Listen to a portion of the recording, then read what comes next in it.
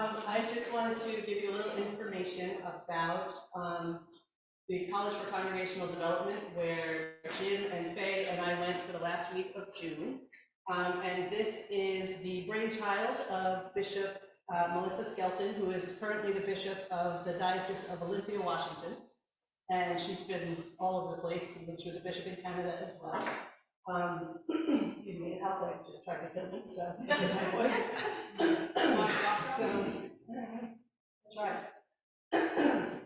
Sorry, so she is very entrepreneurial and action-oriented. So she's all for process, but it has to be leading to something, to some kind of action. So decades ago, she sort of looked ahead, reading the tea leaves or however you want to imagine it, and saw the transition that we are currently in the capital C church, that there is a change. There is a shift in the way the culture sees the church, how we participate in church, how churches are managing, all of those things. And she set out with colleagues to develop this training, which is now the College for Congregational Development, that will equip parishes, dioceses, but parishes, with skills and tools and shared vocabulary so that change can be made centered in prayer in Christ, and in a healthy and effective and efficient way, so that things can happen. When you're going through transition, as we know, conflicts and things come up, things change. We need ways to talk to each other that are healthy and also don't become barriers to moving forward. So I'm going to talk a little bit. We got a bunch of models and other things that we learned there. It was really absolutely worth our time to be there. And I'm just going to show you one of them, which is called the planned renegotiation. Faye's gonna, I think. Faye is going to, I think I'm sharing it now, right? This is a blurry photo, sorry. Our Zoom friends, I just took a picture with my phone and it's, sorry, but at least you can sort of see what it is. We'll take you through. So basically, this is in any relationship or community or job as it is. When you first meet, you'll get this small, you'll have your own copy. You are gathering and sharing information. You are learning about the other, they're learning about you, you're navigating to kind of see, is this a thing that I want to be a part of? Right? You're gathering and sharing information. And with time, you sort of negotiate the shared expectations. Who's responsible for what? How are we going to get along in this relationship? If it's a job, you'll get a job description and you'll understand what your pay is, what is expected of you, what you expect of the other. And you negotiate these things together, right? And once you have that shared understanding together, what you have is a time of your humming along. It's comfortable, it's stable, it's productive, because you understand the landscape and you're participating as you need to, and you're getting what you need from the system. But inevitably, and I cannot stress enough, inevitably, this comfort and stability will be disrupted. There will be something that comes up that is different from your expectation. And we call this a pinch. So it's a planned renegotiation or the pinch model. So something happens that is a disruption to where you were. And at that point, we have a choice. Most of the time, if you think about it, when you get a pinch, our tendency might be to just ignore it. Well, I don't want to make a big deal out of it. Say, Faye, I've known Faye going on 20 years. Say I'm up here talking to you and she comes up behind me and gives me a pinch, like an actual pinch. That hurts. Why are you pinching me? Why are you embarrassing me in front of the congregation? I'm thinking. But what do? Do I say, Faye, I didn't like that? No, I stoop. And right? Maybe Faye's busy. She's carrying a lot of stress for the church. She can't really, I won't blame her for this. It's not that big of a deal. Probably me being sensitive, blah, blah, blah, right? So I'm uncertain, right? It causes this, because I'm going this way. I'm not dealing with it. It causes me uncertainty. But then this starts to build into anxiety, because next time I see Faye, I remember that she pinched me and embarrassed me in front of the whole congregation, and I don't like that.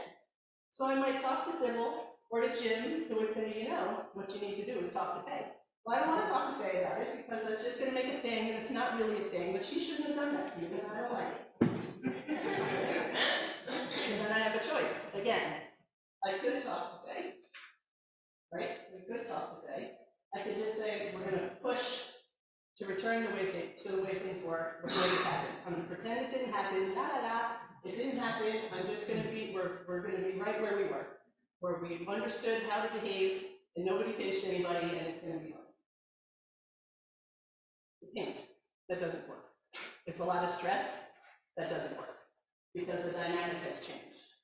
So I may find in my anxiety and resentment that it's just too much. And I'm tired of having to try and figure out how to deal with Faye or whatever it is, and I'm gonna walk away. Termination is another. I'm not gonna bother. I'm just gonna be done and walk away. Or I can listen to my wise friends and know what I really need to do is to come back to this stage where I say, hey Faye, I had a pinch, right? That's not how I expected us to be together. That's not what I expected how we would be together. Let's talk about that. And would give her an opportunity to say, I'm sorry, I didn't mean it, or you deserved it, or whatever the case may be, but we will negotiate it to a place where we're talking the same language again, right? We're in the same place so that we can get back to comfort. So all of that is true, but remember, at the pinch, we had a choice.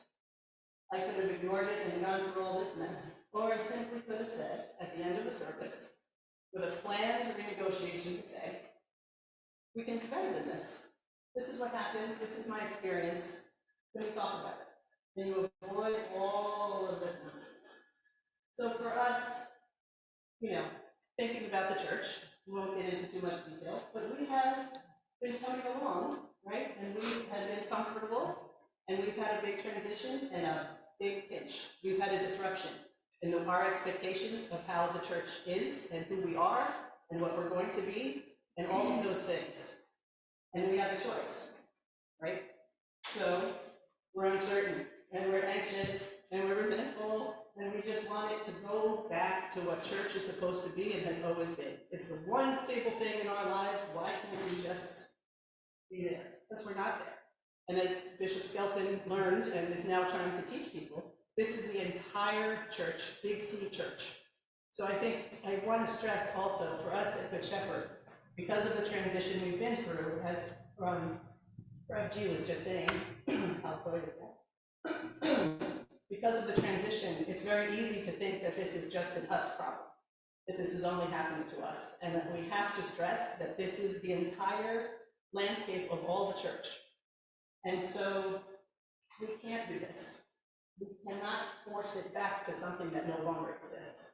So what we're doing in all of this work of the transition committee and the profile committees and the work with St. Mary's and all of this discernment is to not get stuck in these weeds, right?